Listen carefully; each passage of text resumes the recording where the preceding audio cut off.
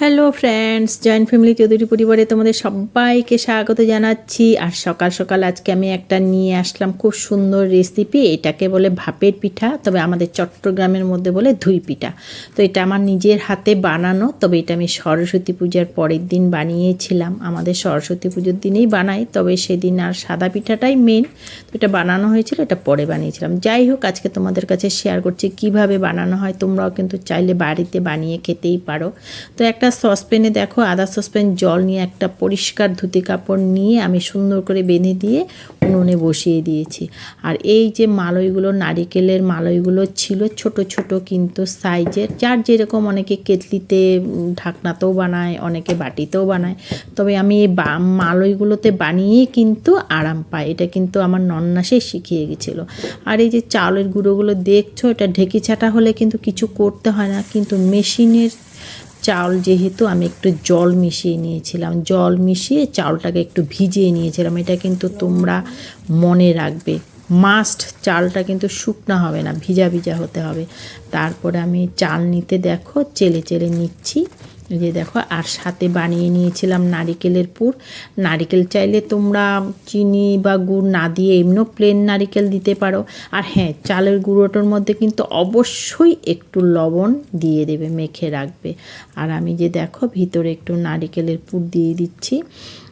অনেকে এটা মানে চায়ের সাথে খায়, যার জন্য নারিকেলের পুরটা দিলে মানে কি মিষ্টি মিষ্টি হয়, খেতে স্বাদ হয়। একটু চিনিও দিতে পারো সাথে, অনেকে তিলের গুঁড়াও, মানে তিল ভেজে তিলটাও দেয় অনেকে, তিল আর গুড়। যাই হোক, যার যেমন ইচ্ছা। কিন্তু চাউলটা যদি ঢেকি জাটা হয়, তোমাদেরকে আগেই বলছি, কিচ্ছু করতে হবে না, একটু নুন দিয়ে এইভাবে চেলে করলে হয় চালনিতে।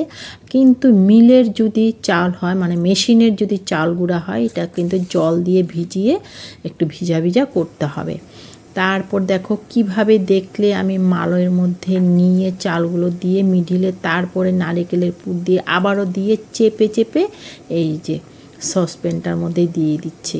আর মালইটাতে বানালে কি সুবিধা হয় বলো তো? আচ্ছা, আমি এদিকে একটু গুড় জাল দিচ্ছি, তোমার খেজুরের গুড়, সেটা আমি পরে বলবো কেন জাল দিচ্ছে। তবে এই যে দেখো আমি কিভাবে সাজে বসিয়ে মালইয়ের মধ্যে দিয়ে কি সুন্দর করে বসে বসিয়ে একদম অনেক। হ্যাঁ, দেওয়ার সময় কিন্তু সসপ্যানে যে জলটা দিয়েছি সেটা কিন্তু বলকাতে হবে, তারপরেই কিন্তু সুন্দরভাবে দিতে হবে। তবে প্রথম প্রথম একটু অসুবিধা হয়, হাতটা একটু মনে হয় দেওয়ার সময় ভেঙে যাবে, কিন্তু না, সাবধানে দিলে কিন্তু ভালোই হয়, কিচ্ছু হবে না।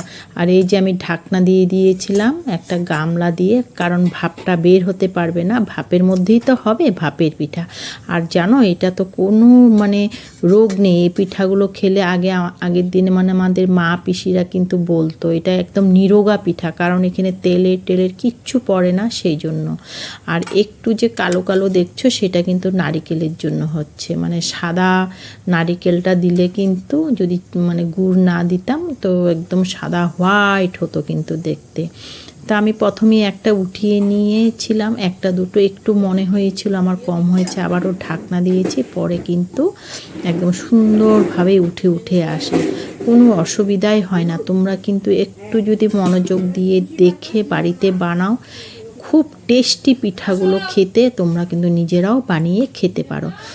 এই যে এটা আমি একটা শর্ট ভিডিও দিয়েছিলাম 26শে জানুয়ারিতে, আমার দেওরের বার্থডে ছিল, মেজো দেওরের, তো সেটা বানিয়ে দেওয়া হয়েছিল। আর যেটা বলছিলাম সরস্বতী পূজার পরে বানিয়েছি, না, এটা কিন্তু আমি 26 তারিখ বানিয়েছিলাম, ভুলে গেছি, সরস্বতী পূজার পরের দিন কিন্তু বানাইনি। যাই হোক, 26 তারিখ বানিয়েছি।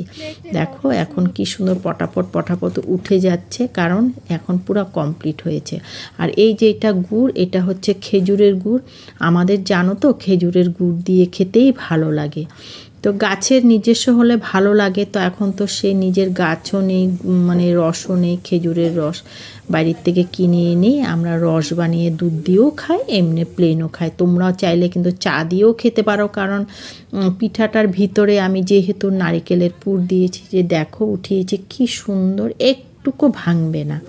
আর এই যে রেডি হয়ে গেছে, এটা দেবো আমার ছোট দেওরকে, সেই জন্যই রেডি। আর এই যে দেখো আমি কিন্তু নিজের হাতে এটাই বানিয়েছি। বানানো কিন্তু খুবই সহজ, চাইলে কিন্তু তোমরা নিজেরা বানিয়েই খেতে পারো। তো আজকে আমার ভিডিওটা কেমন লাগলো, ভালো লাগলে একটা লাইক কমেন্ট শেয়ার করে দিও। নতুন বন্ধু যদি কেউ দেখে থাকো ভালো লাগলে একটা সাবস্ক্রাইব করে দিও। Tata, by.